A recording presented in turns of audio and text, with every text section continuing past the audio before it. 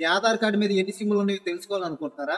అయితే video end వరకు చూడండి, అది ఎలా తెలుసుకోవాలో మీకు చెప్తాను. మొబైల్లో క్రోమ్ ఓపెన్ చేయండి. క్రోమ్ ఓపెన్ చేశాక సెర్చ్ బార్లోకి వెళ్ళి టాప్ కాప్ అని సెర్చ్ చేయండి.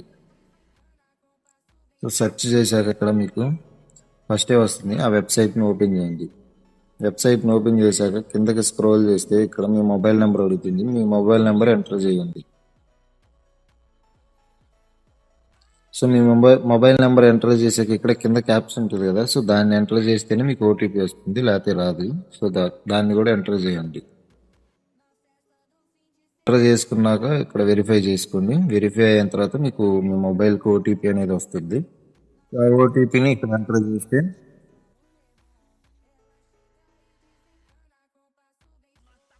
ఓటీపీ ఎంటర్ చేసి ఇక్కడ లాగిన్ కొడితే ఇక్కడ మీకు చూపెడుతుంది మీ మొబైల్ మీద, మీ ఆధార్ కార్డు మీద ఎన్ని సిమ్లు అయితే ఉన్నాయో. సో ఇక్కడ మీకు మీ నెంబర్ కాదనుకోండి, ఇక్కడ నాట్ మై నెంబర్ అని ఉంటుంది. సో దాని మీద క్లిక్ చేసి మీరు బ్లాక్ చేసుకోవచ్చు. ఆటోమేటిక్గా ఆ నెంబర్ అనేది డిలీట్ అయిపోతుంది.